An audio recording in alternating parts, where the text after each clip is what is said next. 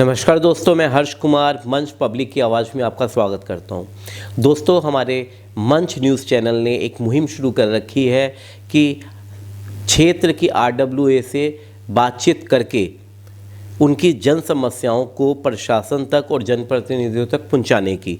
आज इसी कड़ी में हम आए हैं विकासपुरी में, जहां पर विकासपुरी सुधार समिति एक ऐसी समिति है जो पूरे विकासपुरी क्षेत्र के लिए पूरी तन्मयता के साथ, पूरे जोशो जुनून के साथ काम कर रही है। इसके जो चेयरमैन हैं आदरणीय श्री विकास त्यागी जी, वो बहुत ही सोशल एक्टिविस्ट हैं। हम सीधे उनसे बात करते हैं कि ये विकासपुरी सुधार समिति का गठन उन्होंने क्यों किया, ये गठन कब हुआ और ये क्या क्या काम इन्होंने अभी तक करवाए हैं और कौन से काम अब ये हमारे मंच के चैनल के द्वारा जनप्रतिनिधियों तक और प्रशासन तक पहुंचाना चाहते हैं। बहुत बहुत स्वागत है आपका।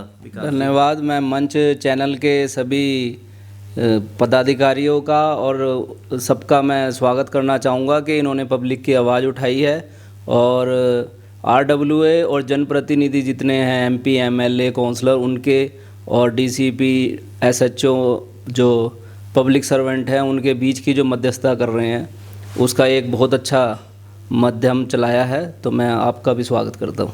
जी, विकासपुरी सुधार समिति का गठन क्यों किया गया, इसके पीछे क्या कल्पना थी और क्या वाकई में विकासपुरी सुधार समिति विकासपुरी का सुधार करवा पा रही है? देखिए, विकासपुरी सुधार समिति जो हमने बनाई थी कि एक मंच बनाया था कि हर आदमी, हर आरडब्ल्यूए, छोटी छोटी आरडब्ल्यूए, हर सोसाइटी की, हर ब्लॉक की आरडब्ल्यूए अलग अलग बनी हुई थी। तो हर आरडब्ल्यूए अपनी अपनी ब्लॉक की समस्या तो ले जाती थी, लेकिन जो मेन रोडों की और जो मेन समस्या होती थी, जैसे चोर चकारी की और मेन रोडों की, उन समस्याओं को पहुंचाने के लिए एक मंच बनाना था, जिसका 8 से 8 साल पहले शुरुआत करी थी। उसमें हमने सबको मेंबर बनाया और उसके बाद ये सुधार समिति का कार्यक्रम चालू करवाया। जैसे मेन रोडें हैं, पीडब्ल्यूडी के अंडर आती हैं, और पुलिस से रिलेटेड समस्याएँ थी सारों की, जैसे चेन स्नैचिंग वगैरह, और पीडब्ल्यूडी की रोडों पे स्पीड ब्रेकर जो मेन रोडें थी उन पे इंक्रोचमेंट, ये, और जैसे वीर बाज़ार की एक बड़ी समस्या थी कि वीर बाज़ार दिन पे दिन बढ़ता जा रहा है और इंक्रोचमेंट हो रही है सड़कों पे, आना जाना वीरवार को बहुत भारी हो जाता था। जैसे आज भी वीर बाज़ार है, आप जाएंगे देखेंगे तो बहुत दिक्कतें आती थी। उनकी आवाज़ें उठाने के लिए हमने ये मंच बनाया था और कार्यक्रम भी रखे थे इसके, और आवाज़ें भी उठाई थी। तो काफ़ी हद तक समस्याएं दूर हुई थी, लेकिन अभी काफ़ी समस्याएं हैं जो आगे आगे बढ़ती जा रही हैं, उनको भी दूर करने के लिए हम आवाज़ उठा रहे हैं इसके माध्यम से। सबसे पहले मैं ये जानना चाहूँगा आपसे कि विकासपुरी सुधार समिति में, क्योंकि विकासपुरी एक सोसाइटीज़ में बटी हुई है और कुछ ब्लॉक्स में बटी हुई है, तो इसमें कितने ब्लॉक्स आते हैं, कितनी सोसाइटियाँ आती हैं? विकासपुरी में अगर देखा जाए तो जो पब्लिक है उसकी आबादी कितनी है और ऐसी कौन सी समस्याएं अब हैं जो यहाँ के नागरिकों को फेस आउट करनी पड़ रही हैं? देखिए जी, शुरुआत में ये वार्ड वाइज बनाई थी हमने, जो वार्ड 12 ऐसा आता था केशवपुर, उसके हिसाब से बनाई थी, जिसमें 12 सोसाइटियाँ थी और करीब करीब 34 ब्लॉक थे।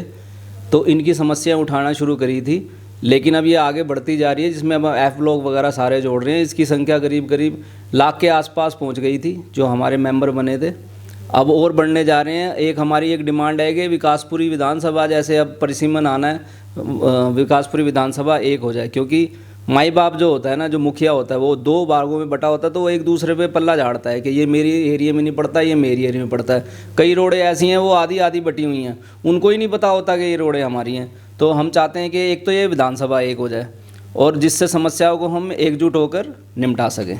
जी, मैं फिर ये आपसे पूछना चाहूँगा कि प्रॉब्लम्स ऐसी अब कौन सी हैं कि जिसको विकासपुरी सुधार समिति प्रमुखता से लेके आगे चल रही है? देखिए, सबसे बड़ी समस्या तो हमारी एक ये खत्ते की थी, जो पंजाबी बाग से उठ के आया, डंपिंग यार्ड बन रहा था, जिसका केस चल रहा है माननीय उच्च न्यायालय दिल्ली हाई कोर्ट में। उसकी हमारी डेट पड़ी है आगे की। वो सबसे बड़ी समस्या है इस टाइम। सबकी टेंशन वही है कि अगर वो आ गया तो विकासपुरी, जो एक स्वच्छ कॉलोनी और साफ़ सुथरी डीडीए के द्वारा बिल्कुल प्री प्लान से बसाई गई थी, वो बदबू से बहुत बुरी तरह जूझने वाली है।